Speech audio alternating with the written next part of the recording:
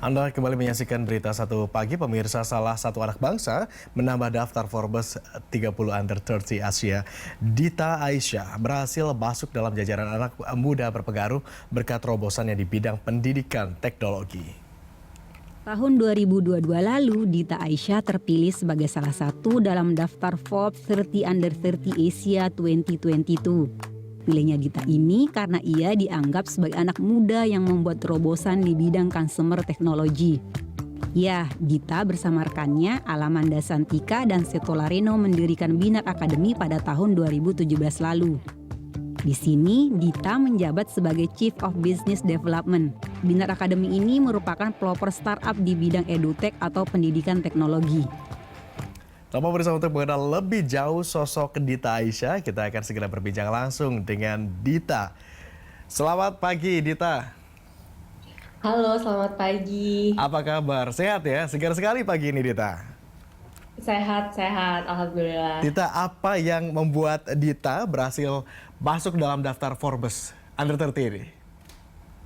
Iya, pertama-tama saya mungkin mau menyampaikan bahwa apresiasi ini mengikuti dengan standar dan kualifikasi yang dimiliki oleh panitia dari pihak Forbes ya. Jadi kalau misalnya ditanya kayak kok bisa sih dapat gitu, aku pun nggak tahu apa yang menjadi bahan penilaian gitu ya. Tapi kalau saya boleh memberikan hipotesa gitu ya, pastinya mungkin karena komitmen dan kerja keras kami di Binar Academy dalam menghasilkan talenta digital di Indonesia yang sangat berkualitas tinggi gitu. Dan tentunya apresiasi ini juga saya sangat hargai gitu ya, karena bisa memotivasi saya lebih jauh lagi untuk menghadirkan semakin banyak talenta digital yang mumpuni untuk Indonesia. Oke, Dita ini kan lulusan ekonomi kalau nggak salah ya, Dita ya? Betul. Apa alasan kemudian orang dengan latar belakang ekonomi kemudian justru terjun ke bidang teknologi? Sebenarnya itu nggak direncanain sama sekali sih sebenarnya. Jadi pas setelah lulus belajar ekonomi itu, aku sebenarnya kerja di political consultant. Waktu itu aku kerja di Amerika gitu kan. Dan di situ aku banyak menggunakan metode statistik untuk menganalisa dampak regulasi ke ekonomi gitu ya. Misalnya kalau misalnya kita naikin pajak dari berapa persen ke berapa persen, kira-kira impact ke ekonomi seperti apa gitu. Nah, setelah kerja di Amerika itu, pas mau pulang ke Indonesia, kebetulan ditawarin sih sama temen gitu yang waktu itu kerja di Gojek. Dan waktu itu excited banget karena aku pengguna Uber yang sangat setia ketika aku kuliah di Amerika pada saat itu. Jadi dari tahun 2010 tuh aku udah kayak setiap hari selalu naik Uber gitu kan. Dan aku mikir kayak kalau teknologi ini bisa dibawa ke masyarakat Indonesia, ini akan menjadi teknologi yang sangat berdampak luas gitu. Dan dari situ akhirnya aku terjun gitu ya. Tapi memang role aku sendiri bukan role yang ngoding gitu, karena aku memang nggak bisa coding gitu. Aku pertama kali masuk ke Gojek itu sebagai business analyst, dan memang skill dan experience aku di kerjaan sebelumnya yang berkutat banyak di bidang statistik itu akhirnya kepake banget ya, karena di industri teknologi sangat-sangat data driven gitu.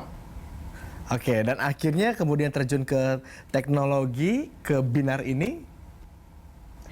Iya, jadi pada saat saya dan dua co-founder saya kerja di Gojek gitu ya, kita merasakan betapa sulitnya untuk mendapatkan tech talent yang mumpuni gitu.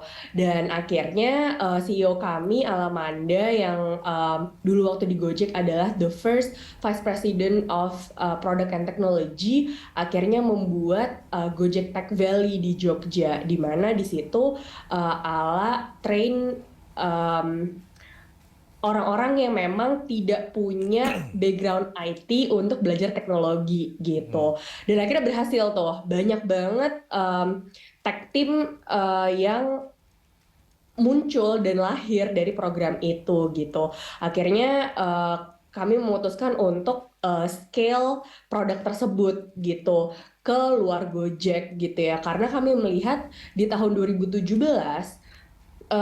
startup teknologi di Indonesia itu sedang berkembang sangat pesat gitu. Dan nih yang merasakan permasalahan sulitnya mencari talenta digital itu tidak sebatas Gojek aja, tapi semua startup pada saat itu merasakan hal yang sama.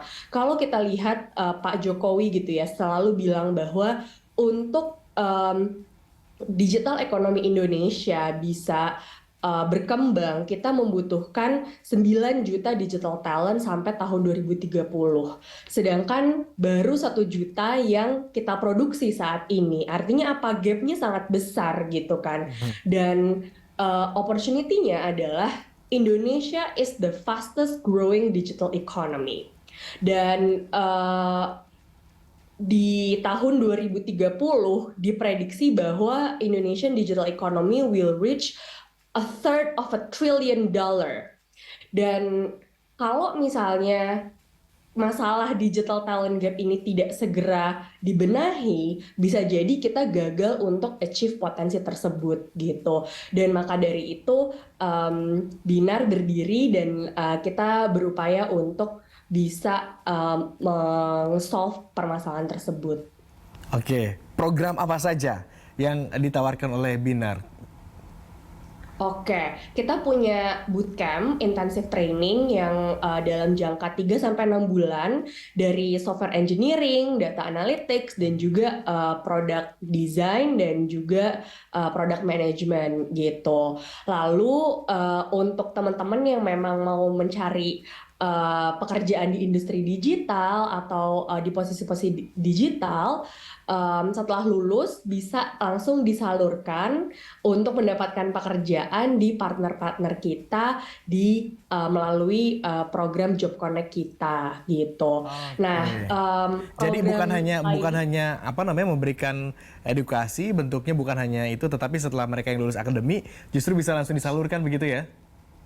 Betul, karena kita melihat motivasi paling besar untuk orang-orang belajar adalah untuk bisa improving their livelihood and improving their income potential gitu. Jadi kita ingin memberikan sesuatu yang tangible, tidak hanya diploma saja atau tidak hanya ilmu saja, tapi kita benar-benar pengen memberikan dampak yang nyata untuk student-student kita. Tapi Dit, background pendidikan orang yang daftar begitu, yang ikutan ke Binar itu berpengaruh atau enggak? Kayak saya misalkan, saya background pendidikan dulu farmasi, apoteker gitu kan, tapi mulai tertarik nih kayak ke teknologi gitu.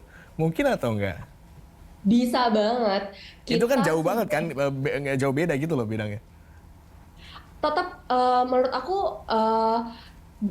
kurikulum Binar sudah didesain sedemikian rupa sehingga orang yang tidak punya background apapun, maksudnya tidak punya background IT apapun gitu ya, tetap bisa mengikuti materi gitu. Dan memang kita banyak ya melihat career switchers di student-student kita. Ada yang backgroundnya tadinya dokter hewan, ada yang tadinya backgroundnya geologi, pokoknya macam-macam banget gitu. Yang menurut kita penting dan harus ada itu bukan background IT, tapi sebenarnya intrinsic motivation. Selama ada motivasi, saya yakin kita bisa belajar apapun yang kita mau. Oke, ini saya yang bukan background teknologi jadi semangat untuk ikutan. Mungkin pemirsa di sana juga yang mungkin backgroundnya beragam juga harusnya sudah melihat ini sebagai peluang begitu ya, terbuka buat siapa saja dengan latar belakang pendidikan apa saja. Tetapi bicara perjalanan Binar dari 2017 sampai kemudian sekarang sudah berjalan begitu. Tantangan apa saja sih yang dihadapi? Kita percaya bahwa tidak setiap jalan itu mulus gitu ya. Iya. Memang kalau kita lihat ada dua tantangan paling besar gitu ya. Pasti yang pertama adalah internet penetration. Dulu ketika pertama kali Binar berdiri, pastinya kita masih offline biasa gitu ya. Dan itu sangat membatasi em, perkembangan kita gitu. Lalu di tahun 2020 kita mulai online, tapi eh, sayangnya banyak sekali teman-teman kita di luar sana yang ingin belajar dan ingin berkontribusi untuk kemajuan digital ekonomi di Indonesia, sayang sekali tidak memiliki internet yang bagus gitu untuk bisa menjalankan kelasnya sehari-hari gitu. Itu satu. Yang kedua adalah laptop penetration. Ini juga sesuatu yang sangat em, mengagetkan untuk kami gitu ya, karena hanya 18% households di Indonesia itu memiliki laptop. Now, Oke. bagaimana caranya kita bisa menciptakan digital talent untuk next generation kalau mereka tidak punya tools yang cukup gitu, yang sangat Mhm. dibutuhkan untuk belajar digital skills gitu kan. Itu menjadi sebuah bottleneck yang sangat besar sih gitu. Dan pastinya kami berharap instansi pemerintah dan lainnya uh, kita bisa sama-sama untuk solving this problem supaya digital ekonomi Indonesia semakin berkembang lagi. Oke, Dita ada harapan sama pemerintah begitu ya. Tetapi kondisi sekarang bagaimana sih yang dirasakan Dita support dari pemerintah gitu, khususnya untuk perjalanan karir Dita di Binar ini sejauh ini bagaimana? Pernahkah pemerintah kemudian Pastinya, memberikan arahan atau menyentuh kepada teman-teman sekalian? iya, pastinya kami melihat banyak sekali inisiatif-inisiatif dari berbagai instansi di government gitu ya, yang sudah mengarah ke digital Mhm. gitu. Kami sudah bekerjasama dengan Kominfo tahun lalu untuk menjalankan project Fresh Graduate Academy, di mana kita Mhm. bareng-bareng Kominfo memberikan beasiswa untuk 1.000 lebih siswa di Indonesia gitu ya untuk belajar digital bersama Binar. Lalu kita juga sudah bekerja sama dengan Kemendikbud dalam program Kampus Merdeka, dan kita mungkin sudah meluluskan sekitar 3.000 lebih mahasiswa untuk belajar digital. Jadi saya kira inisiatifnya so far udah lumayan baik Oke. sih. Dit, itu kan yang fresh graduate ya. Kalau yang sudah lumayan Ya, umuran kayak saya gimana bisa nggak? bisa banget Mulai lagi dong. dari awal lagi Belajar itu. itu nggak ada umur. Ini pertanyaan jujur ya saya terakhir. Dit, harapan ke depannya terkait apa namanya implikasi dari Binar ini seperti apa? Iya, pastinya kami berharap Binar bisa menciptakan semakin banyak talenta digital, dan dengan banyaknya talenta digital di Indonesia ini, Indonesia bisa menjadi talent hub untuk mensupport digital ekonomi di sekitar kita juga gitu. Itu sih harapan kita ke depannya. Amin. Mudah-mudahan setiap niat baik, setiap perencanaan yang memang sudah disiapkan oleh Dita dan juga rekan-rekan begitu di Binar bisa berbuah manis di kemudian hari. Tentunya karena tujuannya juga mulia kita tahu sama tahu. Terima kasih Dita atas kesediaan Anda untuk bergabung bersama kami di Berita Satu Pagi. Sukses terus, salam buat teman-teman yang lain Dita. Terima kasih.